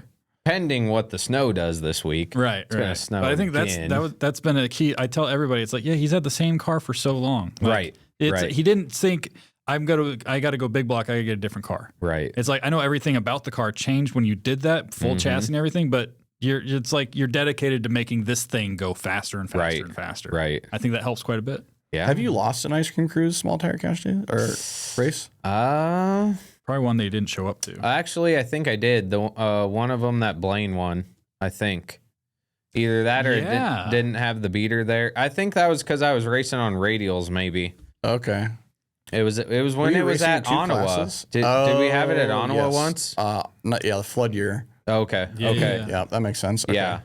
I do remember that. Yeah. So I think that was the year. So going back to testing and just part of the big reason why you're so unbeatable. Yeah. Do you guys remember when the first year Street Outlaws went to California to race them? Mm-mm. I helped set that race up, and I warned the person that was helping set this up. I was like, you guys have to be testing your cars. They just Right. casually street race, Yeah. and they don't really do much testing. Like, Oh boy. I know these guys, all they do, if they're not filming, they're testing. That's all they do. and they went out there and they annihilated all the California cars. And there was all this drama all over the internet about Discovery Channel paying the California racers to lose. Oh boy. I'm like, I was there for it. My They did gosh. not at all. Like they just didn't stand a chance because they were because that was when Tom lived there. Yep, and I set up through Tom. Yeah. Wow. Yeah, but you have to test in all the conditions. You can spend $250,000 on a car, have the nicest stuff and everything. If you don't test and you don't know what you're doing, like the guys that I think do the best, they test a lot and they tune their cars themselves. That's what I think. They tune the chassis themselves. They do everything themselves. That way they don't have to rely. The biggest contributing factor is I don't have to rely on somebody else. You know, all of remote tune in at the right time. Yeah, or make changes because relying on somebody else, they have to be there every time, and that's tough. No, on top of that, you made the pass. Yeah. So it's like what happened during the pass. You have to relay that to someone else, and they have to kind of decipher that and figure out what changes to make. Right. Or you're just like, oh, it did this. I know exactly what I need to change when I get back to the pit. Yep. Huge. Yep. You can make so much more progress when you learn this stuff yourself. Yep. And you don't have to think about what change I need to make. You already know, basically. Mm-hmm. Yeah, that's... Do you have a favorite race? I mean, I've answered this a couple times, I think, in a couple other podcasts, but Ice Cream Cruise is one of my favorite races. For one, because it's local, and I mean, just look at it. Yeah.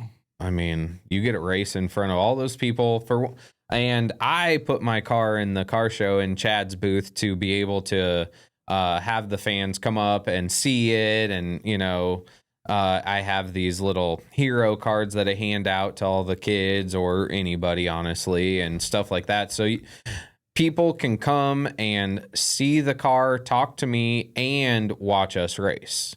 And, you know, it pays good money and is very close to my house. I love that. I'm very proud of the city, the state that we live in. Absolutely. I'm proud of our car culture and the car community here. I don't think people understand it that live here, how good we have it. No. Because all these other big cities have drama and takeover Don't have a problems. racetrack. Yeah. I mean, Don't have a racetrack. And we've almost lost this racetrack a couple times. Many. So 14 feet of water flooded on it. Isn't that crazy? Twice. Yeah. When I show people that picture, it's insane. They're like, that's this place? I'm like, literally, you can see the 1320 scoreboard up here. It was half underwater. Yeah. It was 14 feet of water. The tower, full first floor was underwater. Right. Yeah, the craziest photo I think is seeing the water, like you could walk out on that scaffolding or the catwalk. The thing. catwalk. Yeah. You could walk out on that and be dry, but the water was completely up to like your feet right there. And that's like 14 feet. So yeah, I really like coming to the Ice Cream Cruise because it's close by and just tons of people. And I'm not a big car show guy. Yeah. But it's not a typical car part show. It's part of the event, you know? Yeah. So we love having you be part of it, even though you have a Fox. wish buddy. I got paid. Oh, I did pay you, brother. Did We I pay you not thousands pay you every out? year. Oh my gosh! You find someone that said I paid them. Yeah, Oh I my will. Don't worry. God. Oh my God! You're just so you win all of them and you're still bitter. I got to work for it. I announce all the time. I'm like, oh, I hope like is Joey gonna go down now? I love it. They're just lucky remember that test hit I made didn't go down. They're just lucky that one didn't. Oh, okay. Oh my Which one? God. When I had the buy run, I paid somebody for that. You have to edit that out. Kyle didn't know about that. I'm just kidding. When I made my bypass, I had a lot of power in it, and it almost made it down, but Almost it shook the tires. Almost took it.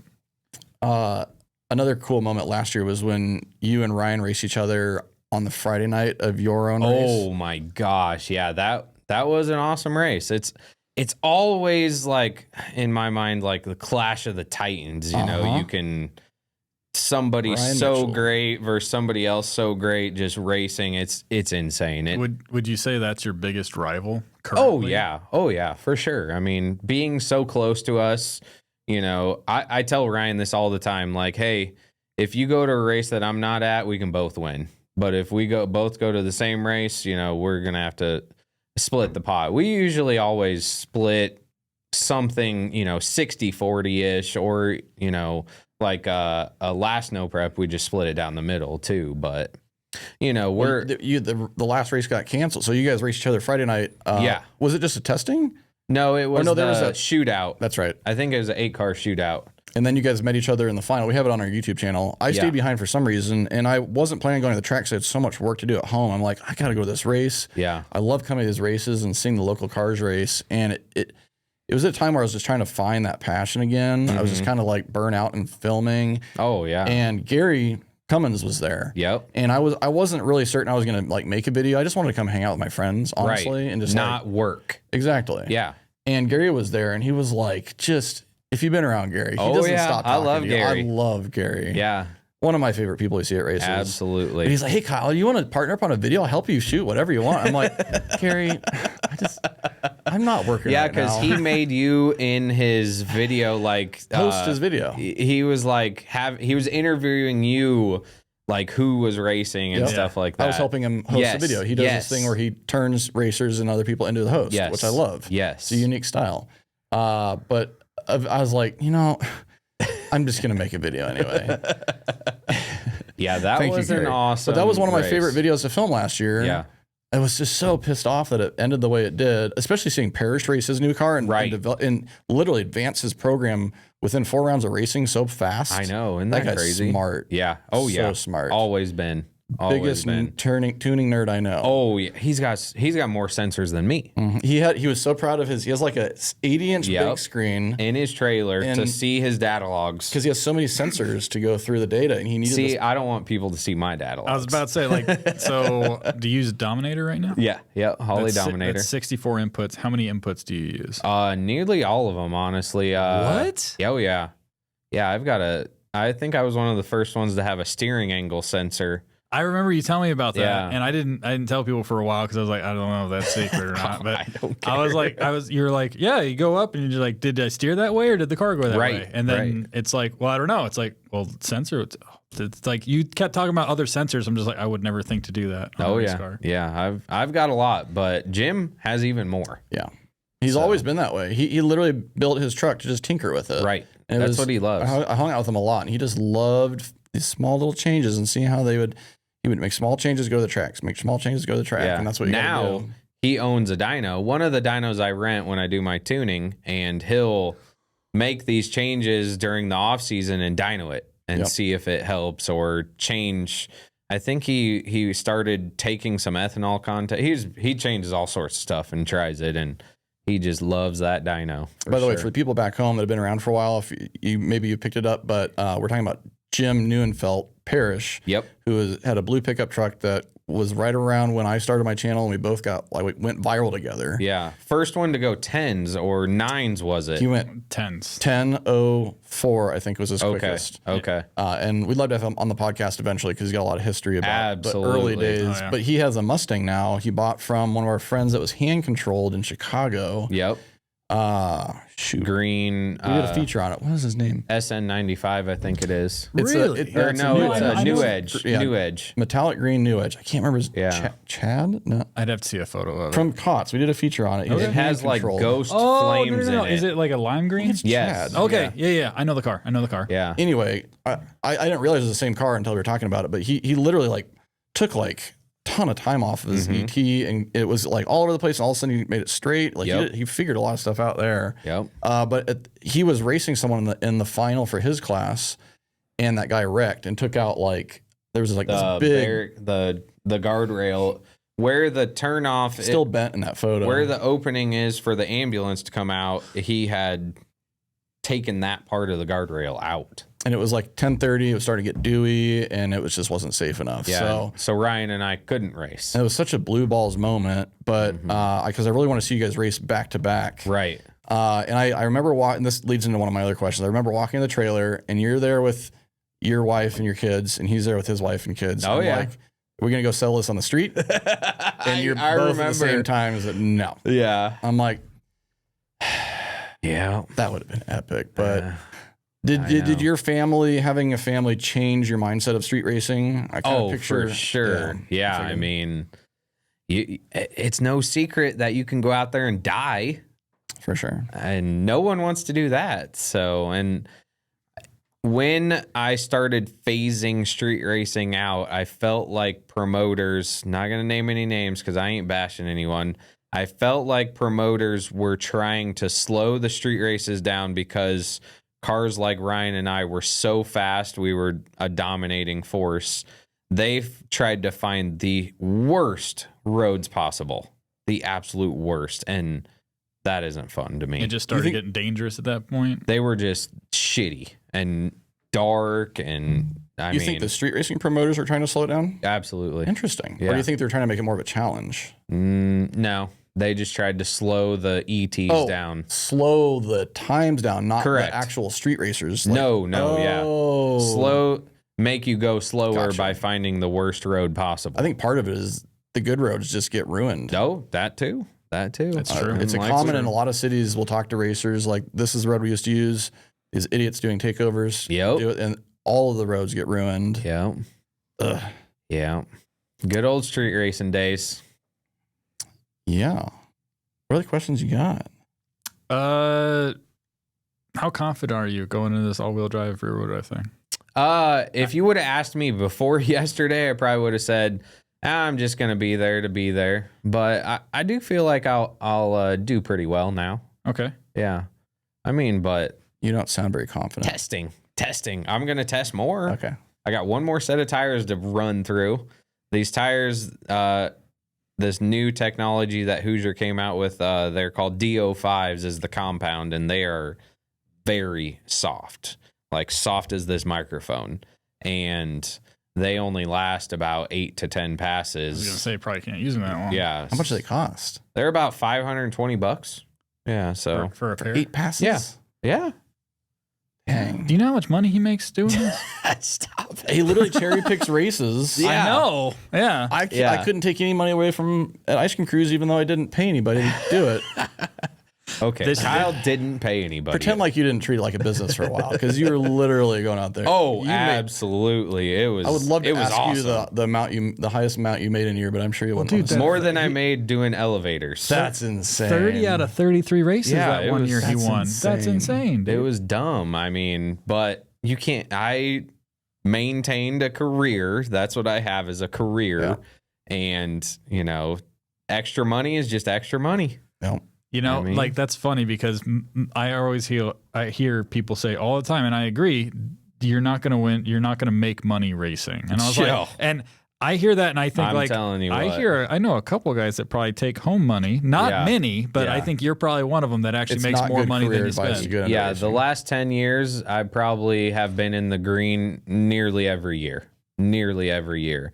And that's meaning spent money versus made money. And That's I rare. mean, it's not many people But can say that's that. also, again, you have to put in thousands of dollars into fuel and testing yeah. and all that Yeah. stuff to get as good as you are now to make money on But I this. will say is once you get to that level, it's easy to maintain, I think. Oh, you're saying everybody's just so slow. Like, No. they can't compete with you. You don't have to buy another big block. You've got that. You Okay. don't have to buy another set of turbos. So you you're, got that. so you're saying you like know? nobody's gonna like you don't have to worry about people in small tire coming out with a 1,000. I don't know. Like you have a big block. That's what everybody wants to run. Yeah. That's So there's the nothing else for them to easiest. come out to and surprise you with that's gonna like destroy them. A at this Hemi point. is the I don't feel like a Hemi is the next best thing, but some people do. I mean, Hemis are very comparable to my big block that I have. I mean, one of the last races of the year, I raced Joey Raviola with Boost 12. Yep. You know, he's got a twin turbo Hemi, Joey Ravioli. which is pretty healthy, Mhm. and I was able to stay out front of him. Now, not saying that's one person I've raced, but Hemis are fast. There's no doubt about it. For sure. Well, we've been going over 2 hours. Oh boy. And I think it's about time to wrap it up. Last question for you is, what is the number one thing outside of this big Cleetus race that's coming? What's the number one thing you want to accomplish this year? Just maintaining the green.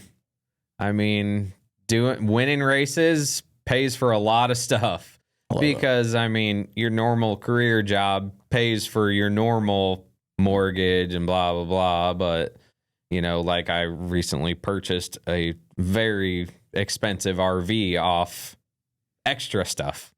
So, I mean, being able to afford stuff like that is really nice. Winning races is fun.